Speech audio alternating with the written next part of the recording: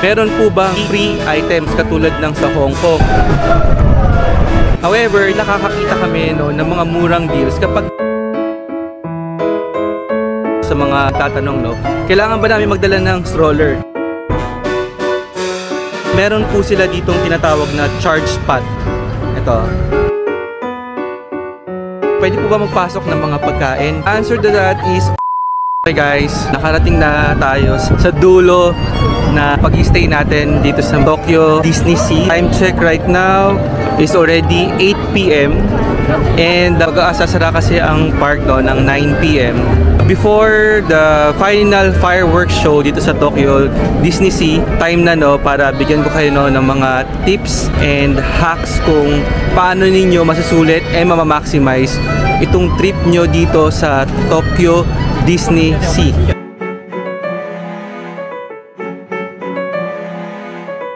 The first, of course, bago tayo pumunta ng Disney Sea, we have to ensure na na-download na natin yung Disney Resort app because yung Disney Resort app na yon, meron siyang dalawang mapa and meron siyang dalawang access. The first is the Disney Sea and the second is your Disneyland. After nyo ma-download yan, meron na yung direct access for you to buy your ticket. Unlike sa Hong Kong Disneyland, yung na-try natin which is I had also a vlog, dito pwede kang bumili na ng ticket mo mismo sa may app and the only access na pwedeng pinapayagan nila para makapunta ka sa loob ng park is through the use of the app. Don't get me wrong, pwede nyo ding mabili yung Tokyo Disney Sea and Tokyo Disneyland na ticket sa Klook and other travel agencies. Pwede yan. However, nakakakita kami ng mga murang deals kapag direct doon sa may website. This time, yung nakuha namin na ticket is much more cheaper compared sa Klook because siguro primarily baba yung palitan, and if you convert it directly to peso or to US dollars, mas makakamura lang tayo ng mga 500 pesos.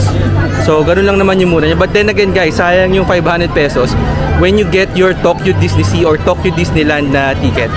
If you ask me, parehas lang ba sila ng price? Yes, parehas lang po sila ng price. Meron po bang free items katulad ng sa Hong Kong?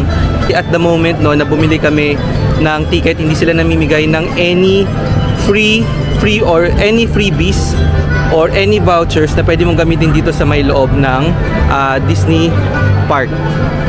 Yung next naman natin na i-share with you, syempre alam nyo na kung ano yung time. Unlike sa Hong Kong Disneyland, you need to reserve. Pero dito po, sa may Tokyo Disney Sea or Tokyo Disneyland, hindi na po siya kailangang i-reserve. As long as meron kang actual ticket on the same day, walang problema yan, papapasukin ka. So now that you have them in preparation, pwede po ba magpasok ng mga pagkain? The answer to that is also yes. Pwede po kayong magpasok ng mga snacks. But then again guys, I hope when we say snacks, hindi po yan katulad na mga kanin or parang ng pang full fiesta, hindi po siya ganun. Marami naman po mabibilhan ng pagkain dito sa Tokyo Disney Sea. And again, because mababa ang Japanese yen, I would say kapag kinonvert natin siya sa peso, mas mura yung pagkain nila compared sa Hong Kong Disneyland. When you go around, makikita nyo naman yan sa may map. So that's why very useful na meron kayo dapat map at the start. Kasi nga, hindi na sila nagbibigay ng any pamphlet or any leaflet for you to navigate the whole Disneyland or Disney Sea. And ma-access mo siya through the use of the app.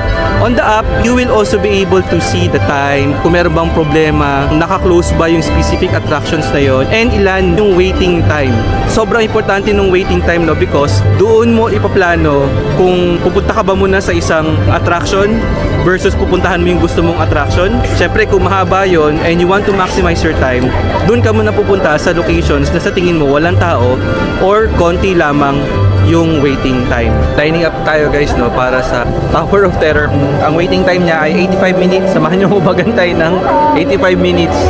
Another tip, since nagro-roam na kayo dito sa Tokyo Disney Sea and Tokyo Disneyland, napapansin niyo po sa mga videos na in-upload namin or naka-jacket po kami. So katulad ngayon nakapanlamig kami because depending on the time, depending on the weather, depending on the season, kung kailan kayo pupunta, normally kailangan niyo magdala talaga ng jacket because sobrang lamig during this season.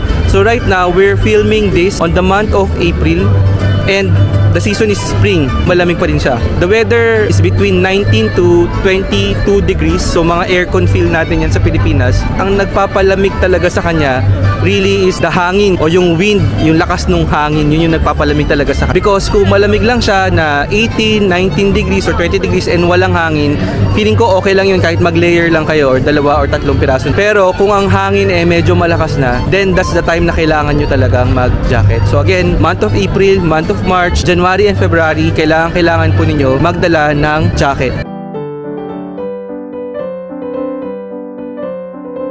When roaming around, mapapansin niyo guys no na marami silang attractions and marami din silang kainan. Okay, so napunta tayo sa kainan. Sa kainan guys, ito lang napansin ko no, as compared din sa Hong Kong Disneyland. I'm using the Hong Kong Disneyland kasi ngayon yung point of reference ng karamihan sa atin and bagay yung pinakamalapit no na Disneyland sa atin sa Pilipinas. So kung ikukumpara mo yung pagkain sa Tokyo versus sa Hong Kong Disneyland, meron silang mga special locations na dun mo lang makukuha yung pagkain na yon. So for example, yung kinain natin kanina no na matcha, white chocolate, popcorn, yon sa isang specific location lang yon. Yung kinain din natin na sausage gyoza bun, dun lang din sa specific place na makikita natin yon. Hindi mo siya makikita sa buong park or any park na pare-parehas ng itsura ng kanilang binibenta.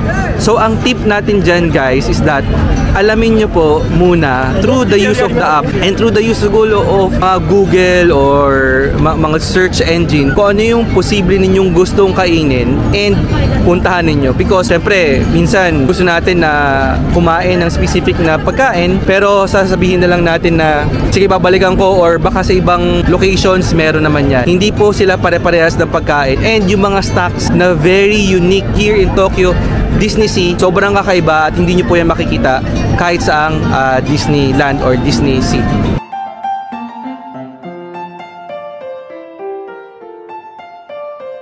Another tip, no? So, kung buong araw kayo dito, no? So halimbawa, guys, no, nag-umpisa kayo dito sa may park na mga 9, 9:30 or 10 and kahit may dala kayong power bank pero hindi pa rin siya sapat, no, sa inyong battery needs. Halimbawa, kung kayo ay gumagamit ng camera or marami kayong nag-charge sa buong family ninyo, meron po sila ditong tinatawag na charge spot. Ito. Ayan. So, isa power bank na nare-rentahan ninyo, no? So, parang 1 hour is 180 yen. Siyempre, every hour, nadadagdag yung amount, no, na kanyang babayaran. So, ngayon, gumamit na ako nun kasi naubusan na tayo ng battery because nag-charge tayo ng camera, nag-charge tayo ng cellphone.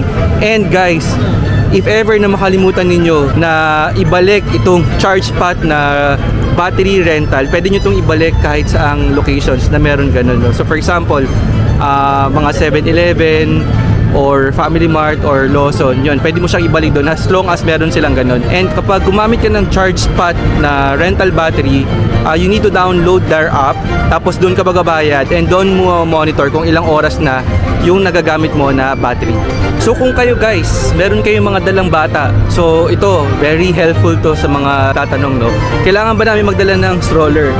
So the answer to that is yes guys, sobrang laki ng park and you don't want naman, no, na kayo pare-parehas pagod ka na, siyempre nagdadala ka ng bata, tapos pagod na rin yung anak mo, pagod na rin yung kasama mong bata, di ba? So meron din silang for rent, no, ng mga strollers dito sa may park and makikita din yan doon sa main entrance.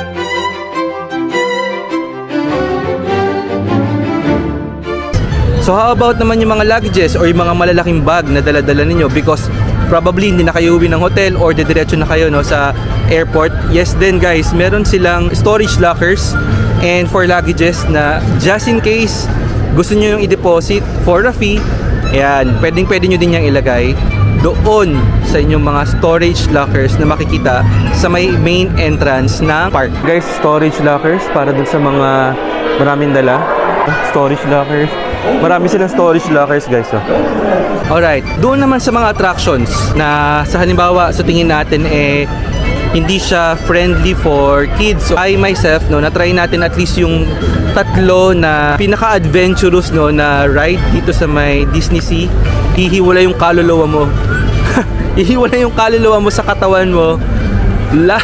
Sa sobrang ganun katindi. Whether pa forward, backward, laglag, up, taas, and all, no. So Yon guys, very important yon, lalong-lalo na no, meron kayong mga batang dala. Make sure na alam nyo yan and nakikita ninyo yung mga signages nila kung saan meron mga height requirements and syempre yung may mga health conditions, wag nyo nang itry kasi syempre ayaw nyo naman maruwin yung buong pag-travel dito sa Disney Sea, di ba? So yung ride na yun guys, bawal yun sa mga mahihina.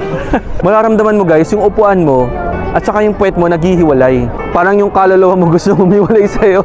Okay, so ayan. So I hope no, na nakatulong sa inyo itong mga travel tips and travel hacks.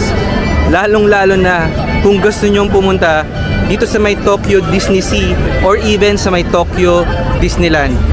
So just in case guys no, na meron kami nakalimutan, please i-comment nyo lang yan no, sa video namin and itatry namin siya no, na balikan, i-confirm. Make sure lang guys no, napanood nyo na tong vlog na to and don't forget to like and share. Okay? So hanggang sa ulitin, ingat po kayo, have fun and God bless.